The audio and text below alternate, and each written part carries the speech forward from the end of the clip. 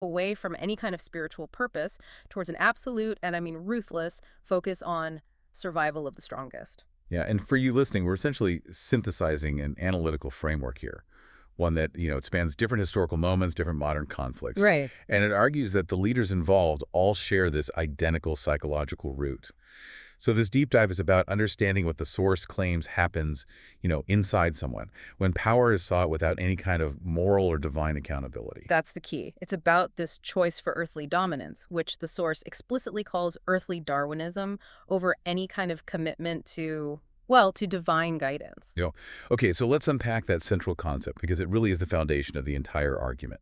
It is. The source introduces this psychological choice made by certain leaders, and it defines it very explicitly as Darwinism, meaning survival of the strongest. Which is an unusual phrase to apply to, political or military strategy. It is, yeah. But the source uses it very precisely. It wants to strip the concept down to its most raw, almost amoral core. When the text talks about earthly Darwinism, it's saying that temporary material dominance, raw power, land, military victory, That becomes the only thing that matters. the only metric of success and the only moral metric. It's this deep psychological commitment that basically says what I can take and what I can hold defines my right to exist. And it just discards everything else. Shared humanity, eternal consequences. All of it.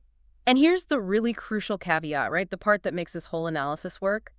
The source text stresses this is applied only in the earthly life. Exactly. It's a purely terrestrial metric. It completely ignores any potential for a transcendent reality or, a moral judgment beyond this moment. So if you define success purely by who's strongest right now in this physical space, you are, by definition, ignoring any greater purpose. And what's fascinating, or maybe disturbing, is how the text then just systematically groups these figures together from vastly different contexts.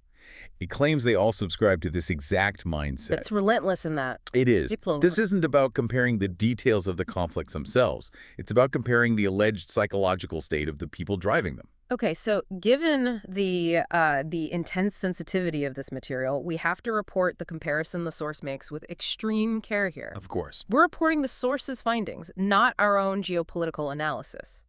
So what specific figures and contexts does the text bring together under this earthly Darwinism umbrella? The source is, well, it's unwavering. It names current figures like Netanyahu and IDF generals, specifically in the context of the actions against Palestinians being bombarded. Okay. And then it immediately draws a parallel to the historical context of Adolf Hitler and his generals. During the slaughter of Jewish people in concentration camps. Yes.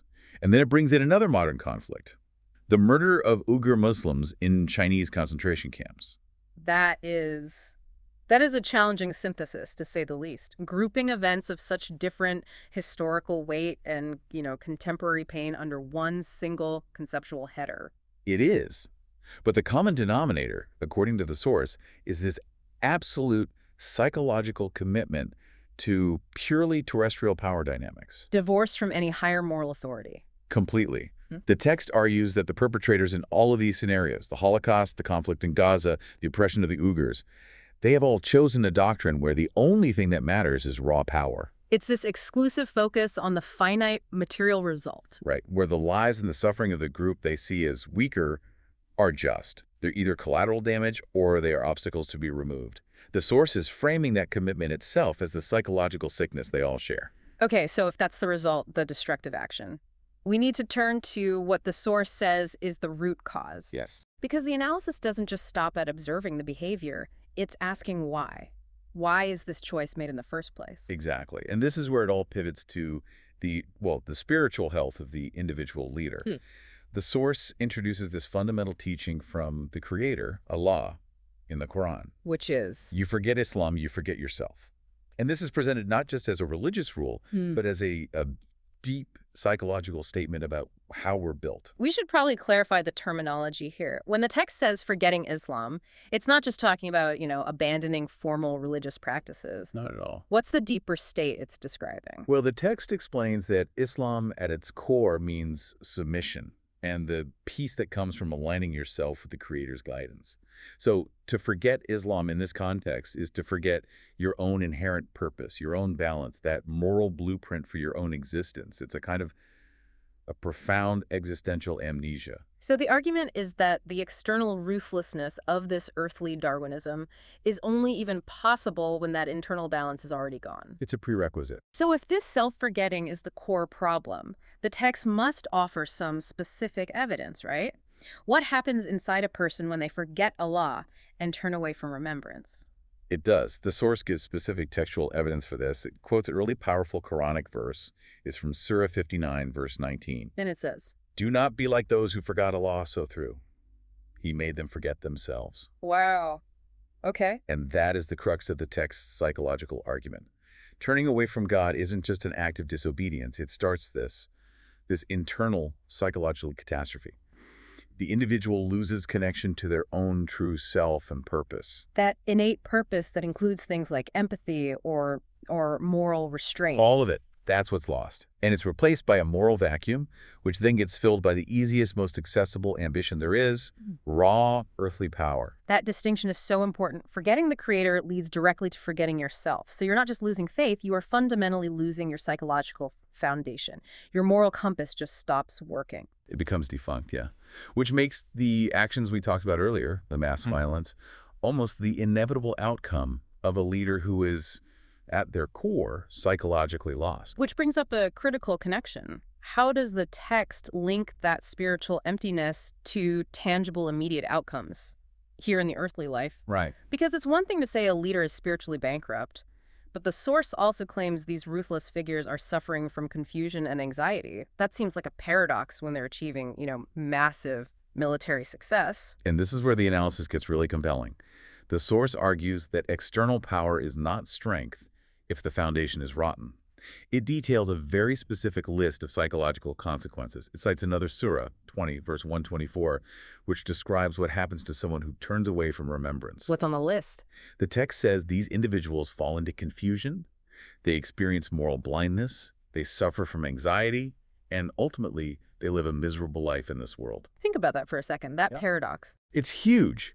The men that the source is analyzing, leaders who wield absolute life and death power, are, according to this framework, simultaneously crippled by confusion, by anxiety. So the external display of ruthless Darwinian power isn't a sign of confidence. Not at all. The text argues it's a direct symptom of deep internal suffering. They have to constantly reinforce their power because, having forgotten their own moral identity, their own self, they can never actually feel secure or at peace. This completely shifts the understanding of moral blindness, then. How so? Well, it means the inability to see or care about the suffering of the victims, whether it's the Palestinians, the Jewish people in the camps, the Uyghurs. That's not the cause of the conflict. It's the result of the leader's own spiritual emptiness. Yes. The leader is already destroying themselves internally before they start destroying others externally. Wow. The text is arguing that choosing earthly dominance, that Darwinism, is the inevitable result of this spiritual emptiness and destruction. When your moral foundation is gone because you've forgotten who you are, the only value system left is one based on force. So the cruelty is just an extension of their own internal self-destruction, their own misery. Precisely. So this implies a pretty profound judgment, then.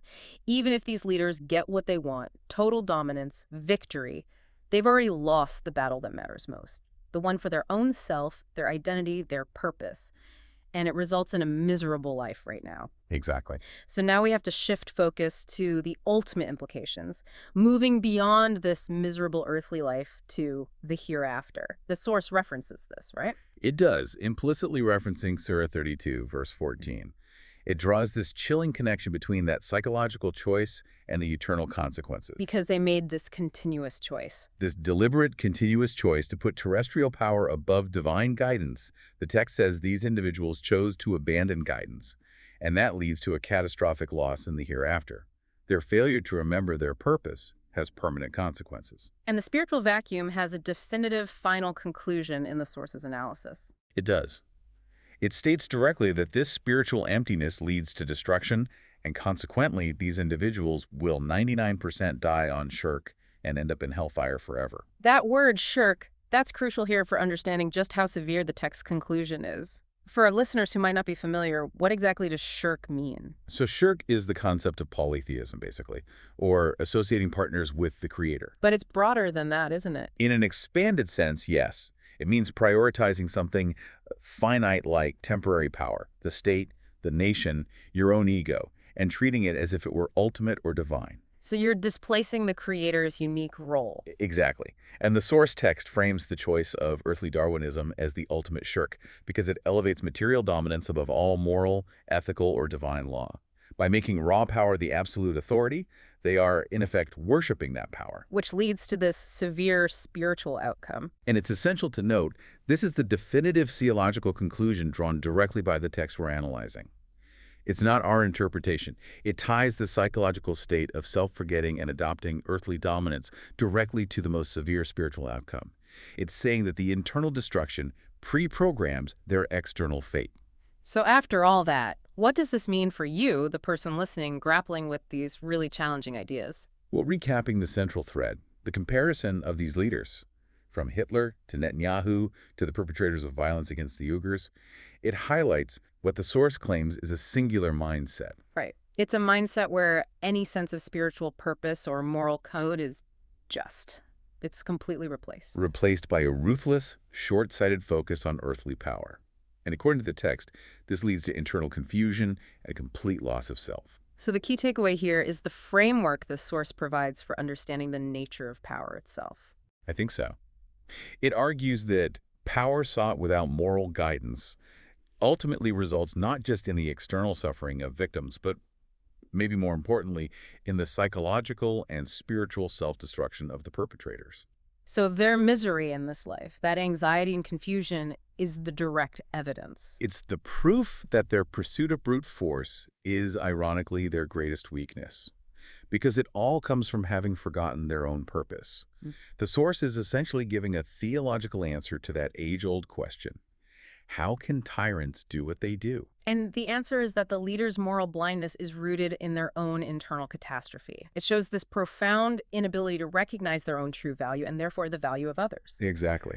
So this leaves a really important question for everyone listening, something for you to mull over on your own. If the forgetting of one's true self is the root of moral blindness on the largest scale, the scale of war and conflict, what are the subtle, everyday forms of earthly Darwinism that maybe we apply in our own lives? Professionally, personally. And could they be leading to a similar, even if it's smaller, form of confusion, anxiety, and spiritual emptiness? That's a deep dive into the cost of prioritizing temporary strength over an enduring purpose. We've reached the bottom of the source material for today. Thank you for joining us.